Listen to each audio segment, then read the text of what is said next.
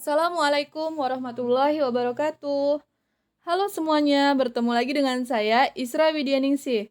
Saya mahasiswi dari Institut Agama Islam Negeri Padang Sidimpuan, jurusan Pendidikan Guru Madrasah Ibtidaiyah. Baiklah, pada video pembelajaran kali ini saya akan menyampaikan materi mengenai hakikat Pancasila dan pendidikan kewarganegaraan. Yang pertama, pengertian Pancasila atau sejarah Pancasila. Panca artinya 5 dan sila artinya dasar. Jadi, Pancasila artinya 5 dasar. Pancasila berfungsi sebagai dasar falsafah nasional Negara Kesatuan Republik Indonesia.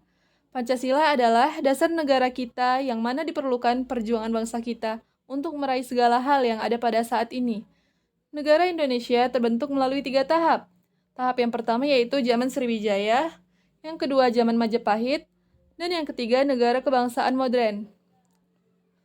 Baiklah, di sini saya akan menjelaskan masa-masa kerajaan yang ikut serta dalam terbentuknya negara Indonesia.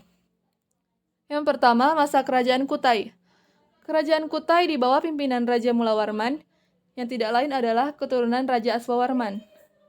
Kaum Kutai pertama kali membuka sejarah Indonesia. Pertama kalinya menunjukkan nilai-nilai sosial politik, keluarga kerajaan, jamuan makan, dan sedekah kepada Brahmana. Yang kedua yaitu pada masa Kerajaan Sriwijaya.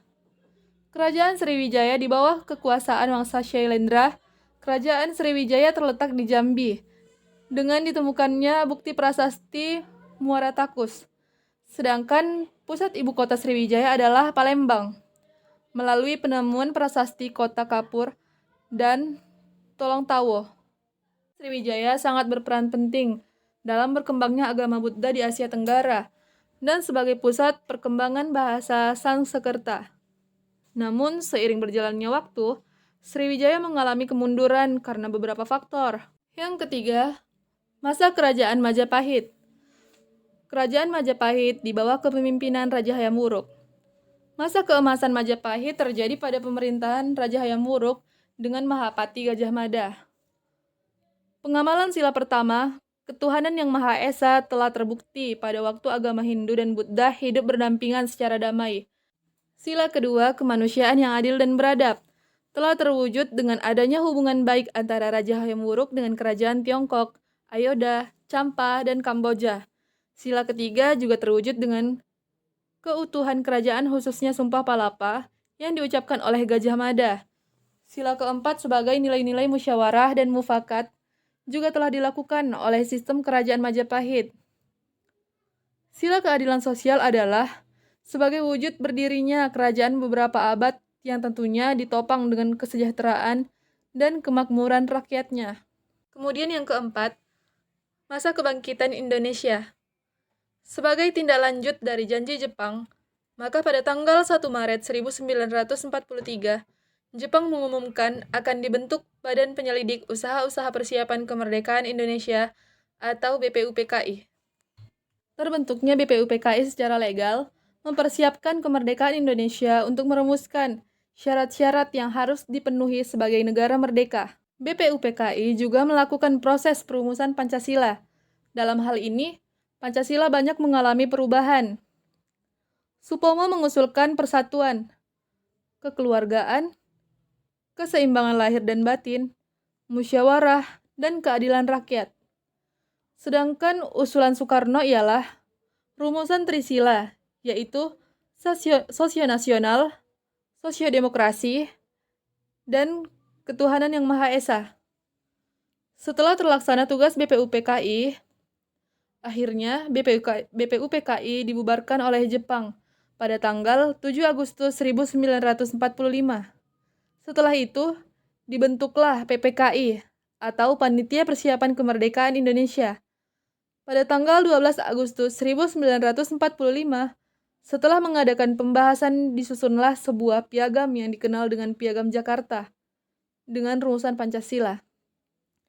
Pada tanggal 18 Agustus pula Indonesia dinyatakan sah menjadi negara merdeka dan disahkan juga UUD 1945.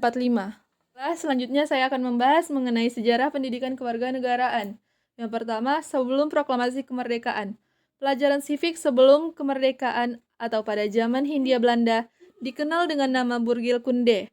Pada saat itu terdapat 2 buku resmi yang digunakan. Adapun isi dari buku itu ialah Masyarakat Pribumi, Pengaruh Barat, Bidang Sosial, Ekonomi, Hukum, Ketatanegaraan, dan Kebudayaan Hindia Belanda dan Rumah Tangga Dunia.